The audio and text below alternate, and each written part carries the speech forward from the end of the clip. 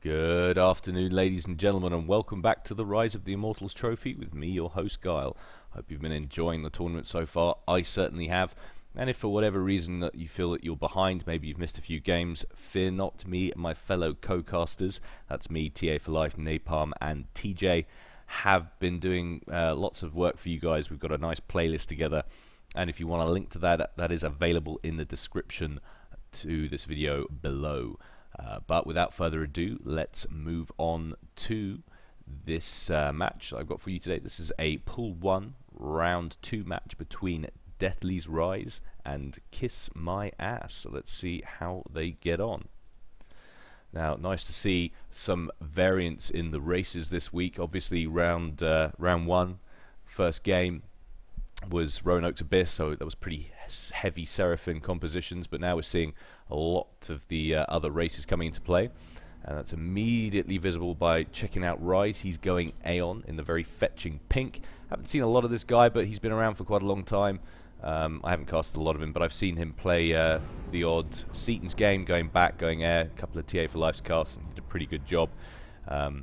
His teammate, Carl, and if you're familiar with my casts, you will have seen him quite a lot. I think I've done about 3 or 4 of him now, because he plays a lot of ladder matches and every now and again has a really exciting game or two.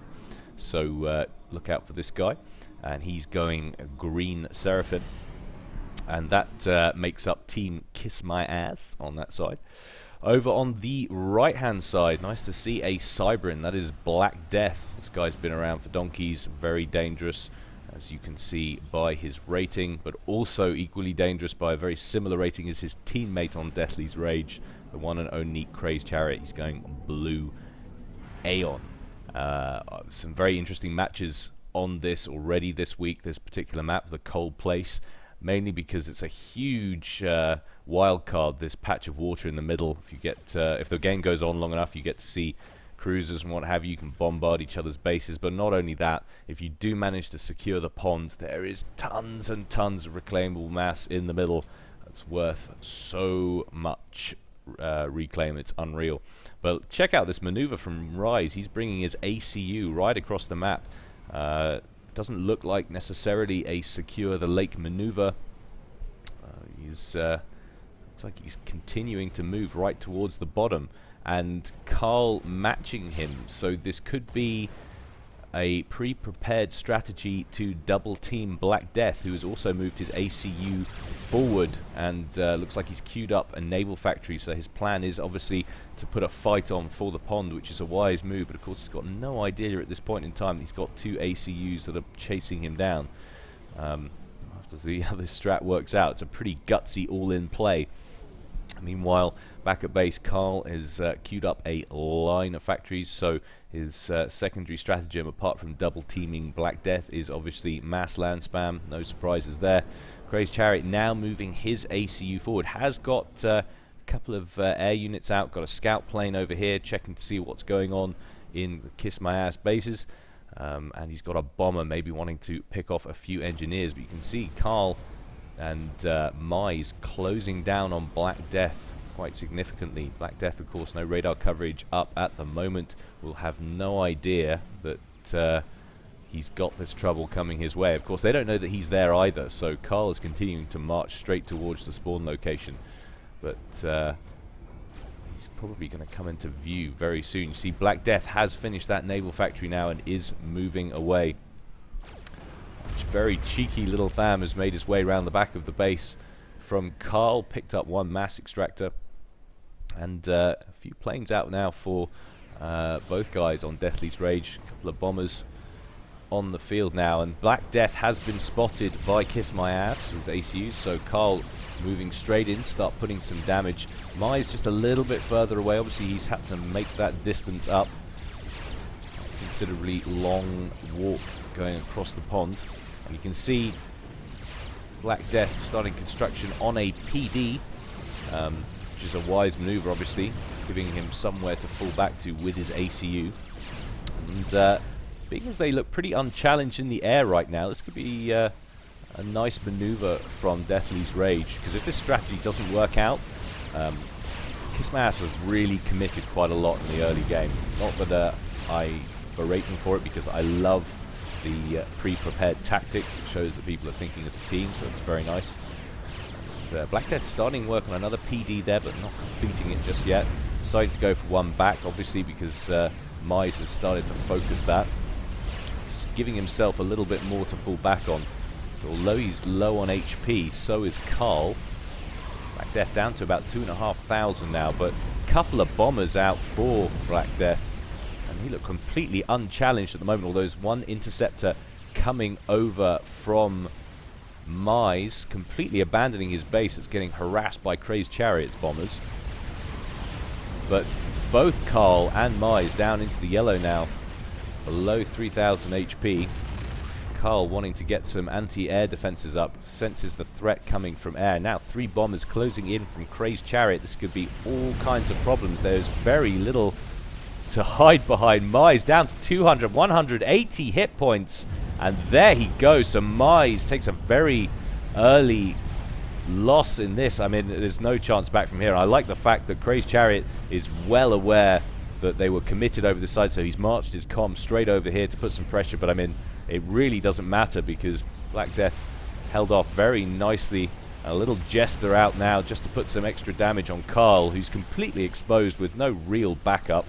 He's got a couple of, or a Inti out to try and deal with it, but being as there's a couple of bombers now on him as well, he's down to 500 HP. You just don't see him making it back into cover. So I applaud the thinking from Kiss My Ass, but the execution was a little bit wanting. It really was an all-in strategy, and it just didn't pay off against them. Against perhaps a less prepared, slightly weaker team, they might have been able to do something, but it never really looked like they were going to be in any real danger. And you see another Jester coming out for Black Death now, and I can't see how Carl's going to be able to deal with it. Indeed, he is not. Oh, maybe he will. Oh, no. Literally a few HP left on that Jester. Just manages to pick up the kill. So that is a very, very nice win indeed for Deathlys Rage. But I mean, it wasn't the hardest thing to do in the world. So being as it was kind of gifted to them on the plate. But like I say, I like the pre-prepared strategies. It shows that people are working together as a team. They've got a game plan, which you don't always see. So it is nice to know that they are all working together. Incidentally, guys, I do mention this every single time, but if you haven't liked our Facebook page, which is Forged Alliance Forever, just search for that on Facebook. It's a great place to get all your media, and it also increases exposure for the community. So anyway, on to game 2, and the losers, that would be Kiss My Ass, chose to pair up Carl versus Crazed Chariot. Looking at the long game, obviously, wanting to get this under wraps. So they picked their strongest player against Deathlys Rage's strongest player. So we'll just have to see how they get on. The map, 6 Icelands, obviously classically a 3v3. But I do like the pick. Obviously, TA for Life responsible for the map pools, and a big thank you to him. He's definitely chosen some interesting maps. I mean, it's just sort of very unusual maps as well for 1v1s and 2v2s. So it certainly jazzes things up. It's nice to not see just a whole tournament based around, you know, Theta's Passage or something like that, which, let's face it, everybody gets a little bit bored of. So Crazed Chariot switching it up, going Cybrin this time instead of Aeon, and Carl sticking with his Finn. I'm actually sure what he plays most. I think I've seen him play a few different races. I could be wrong on that though. Incidentally, this is almost a full US affair. I think everybody in the two teams are, from the US, with the exception of Carl. I think he's Portuguese. I'm really sorry if I get that wrong, Carl. Please don't be upset with me. But it's always interesting to see where a little bit of background info on the players. So Crazed Chariot is opening with 2 land, 1 air, and the air is surrounding the hydrocarbon. Incidentally, newbies, if you're looking for tips on how to play this game, that's a great maneuver. Why? Because aircraft cost so much power to build. So shoving it around the hydrocarbon is a great maneuver. Having said that, Carl's completely ignored me and placed his... I mean, you can see he's still attached it to power, so it's always a must. You need to get as much help on that as possible, but Carl not going heavy air. It looks like he's going for a heavy land build, and he's shoving 4 land factories around this hydrocarbon and queued up a huge quantity below, so this is going to escalate pretty quickly, you feel. First few Mantis coming out for Crazed Chariot, and they're maneuvering their way up towards the front line of Carl's Way. It's going to stop this hydrocarbon from being built, but Carl very wisely pulls back that engineer, manages to keep it. And that's essentially what the early game is all about, incidentally, newbies. You want to protect your engineers as much as possible. You don't see it so much at the early levels. People very often sit in their bases and turtle up, but if you're playing competitively, it's all about getting out little strike forces of assault bots, trying to deal with those expanding engineers as quickly as possible.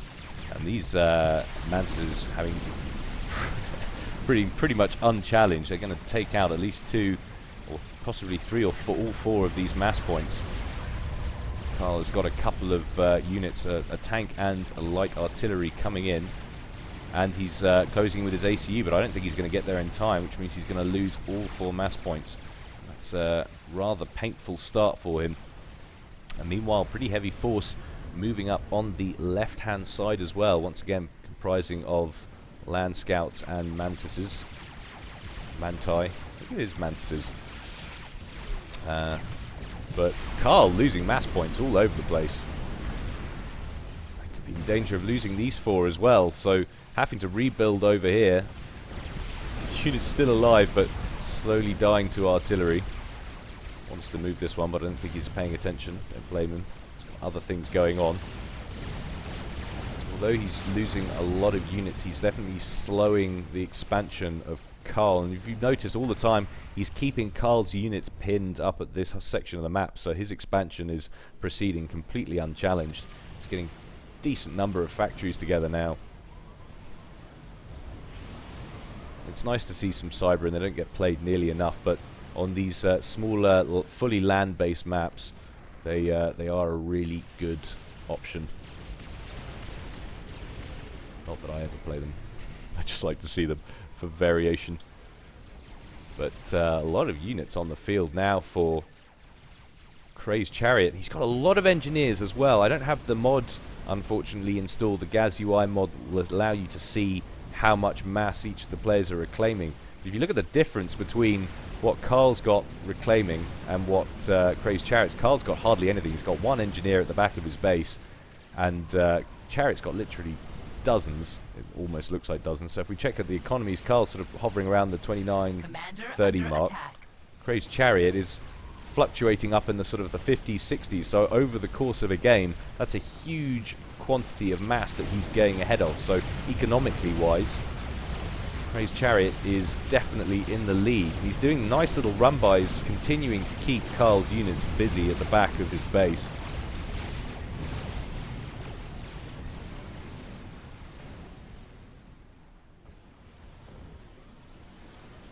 Now another pretty significant force building up on the left-hand side. You just get the feeling that Deathlys Rage, as in Crazed Chariot, is pumping out a lot more units. He's doing a lot better at the macro side of things. 2 air factories on the go now as well. Still only 1 for Carl. So if this does proceed into any kind of T2, any kind of air struggle, at the moment Crazed Chariot will have the advantage. Massive run-by on the left-hand side from this force of Mantis. Once again, all 4 mass extractors down. Carl continually having to, dodge back and forward between these 2 attacks.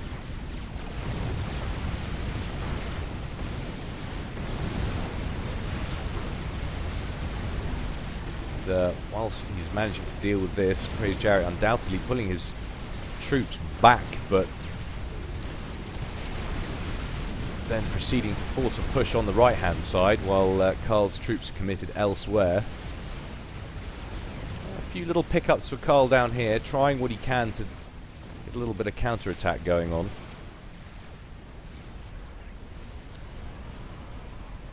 Still working on Mantis only, it would seem. Let's see. No, we do have a T2 factory up and running.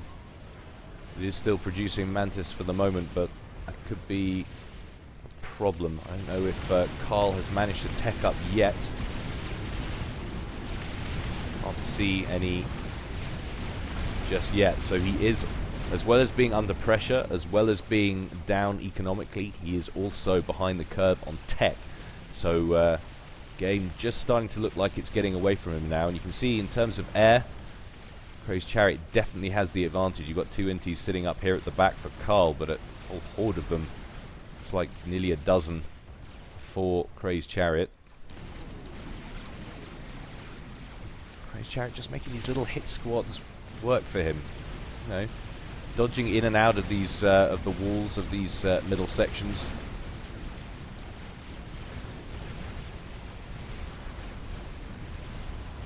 Really, Carl needs to do something. I'm not sure what it is he can do, but if the game continues to trend in this fashion, he is not going to walk out of it alive.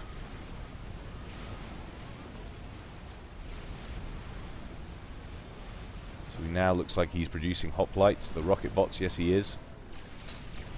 He's starting to amass them down here. He's got 3 of them out already, whilst at the same time upgrading his mass extractor. So we take a look at the economies, sort of fluctuating between the 60s, 70s, and sometimes breaking the hundreds.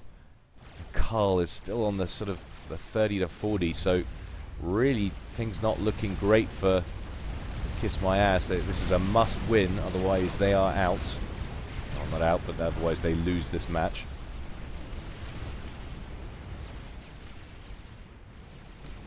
Carl constantly playing catch up. Every time Crazed Chariot makes a move with his forces, draws Carl's forces in, simply repositions another slightly larger force somewhere else.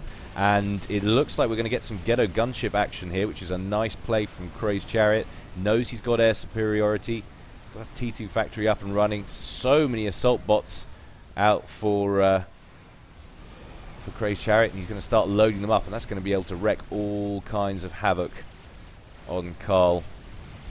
Needs to work on dealing with these interceptors. Doesn't want to get them immediately shot down because it's quite a significant investment, time, energy, mass.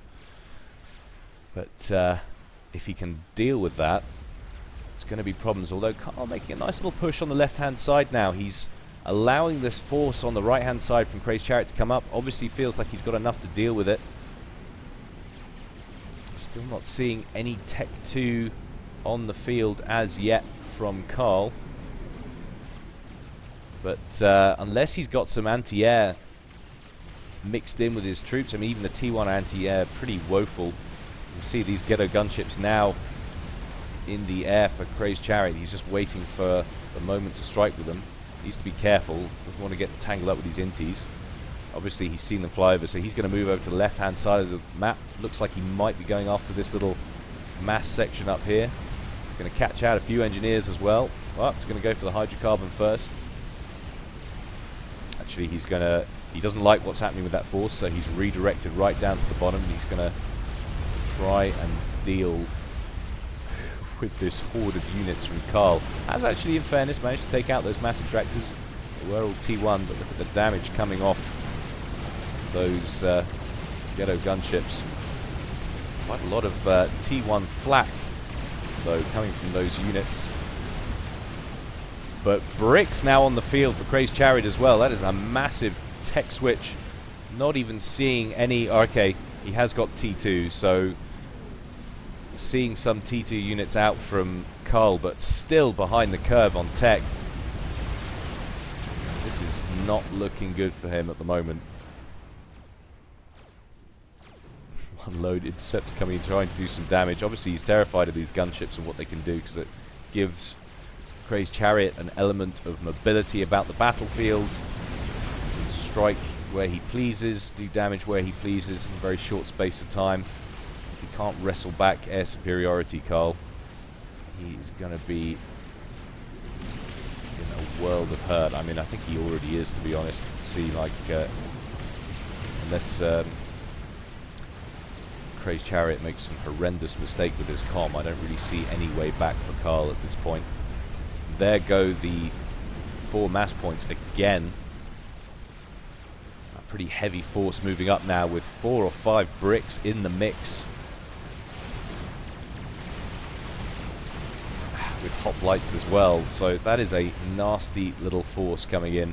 And although you've got T2 salt bots coming out off the production lines for Carl, and they are awesome, they just won't stand up to bricks. That is going to be a very short battle. These transports looking very unhealthy though for Crazed Chariot. Carl's been focusing them pretty hard, somehow still managing to keep them alive. That's so much damage.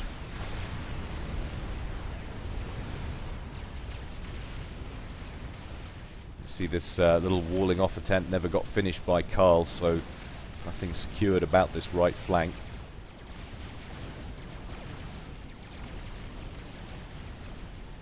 He's just mass producing bricks now that are on a move command over to the left hand side.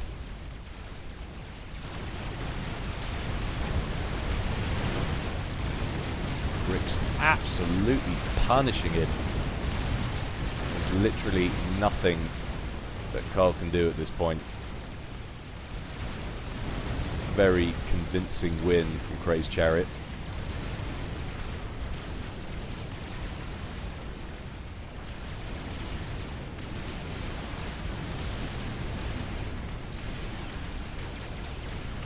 It's all down to, well, it's a number of factors. It's down to tech switching at the right time, having an excellent handle on an economy, but also getting those resources in early, keeping the battle up here on Carl's front, and getting those engineers. He just had so much more mass to play with, and it allowed him to tech up quickly, and Carl never really equalized the game. A couple of T2 PD have gone up in the middle from Carl, who looks like he's got his commander upgraded, but it's going to be enough. You can see he's trying to get a few more built with a couple of T2 engineers. But these bricks are just going to plow through anything that can get up in that time. Carl marching his commander straight in, perhaps trying to get a few overcharges in there, but I don't think he's going to escape, and there he goes. So, very, very convincing win for Deathlys' Rage there. Very nicely played by Crazed Chariot. It was an interesting game. I just don't think it was ever going to get back on level pegging after that initial kind of the first sort of 5 minutes or so, 5 or 6 minutes. The tactic that Crazed Chariot used, keeping the battle up here, you know, continuously holding him back. I mean, it's always tough when you're under attack, but if Carl had managed to get a little bit more production out, a little bit more, few more engineers, I should say, get more of this reclaim earlier, he might have been able to fend him off. But never mind. Unfortunately, I don't have a third game for you in this match. They only played 2. That is, only 2 games are necessary in this tournament. Sometimes they play an optional one if one team wins from 2 in a row. It doesn't count. It still counts as a 2-0 in games, but they just play the third one for fun. Because let's face it, the game is fun. But let's take a look at the standings on the table, and you can see it's looking pretty good for Deathlys' Rage. They are now 2 points up, or 1 point above the second places in Pool 1. So they are looking like a definite with 1 game to go, although it is Eisen and Armor. Eisen and Armor, interestingly, 1-1, sorry, not winning both their games. You'd like that team, Eisen and Armor, to do well in this tournament, but it's hit and miss whether or not they make it through on the wild card at this point. Pool 2 is looking like a pretty tricky pool in general. It's got some pretty serious players in there. The small Brots are 1-1. GG Nord 2-0, got their 2 points in. They're looking like the favourites to take that and go through on the winning bracket. Pool 3 is an interesting one. You've got the YouTube stars there running 2-0, but also the Brain Bunch. So, and they're yet to play each other, so they're going to have to face off. The winner of that match will win that pool. The YouTube stars, it's tough. I like the Brains, Brain Fart especially, but you've got to think that they might be favourite for that, and so I've got to be rooting for my fellow casters for that one, I'm afraid. But that's going to be a good one to watch, so good luck to both teams on that one. And it's an important one as well, because the loser of that looks like they're going to be playing Total Annihilation God, the father-son combo, Tag Rock and Tag Pedal. So you'd want to avoid that match if at all possible. It looks like they're going to win that group without any problems. I'm in Pink Paranoia still to play their second game, so there is a possibility there could be a fight for first place in that pool, but you do fancy Clan Tag to win that match. But it's all to play for as we move towards the end of the second round and into the final round of the group stages. I hope you're enjoying the tournament, guys. I certainly am. But for now, that is me, Guile, signing off.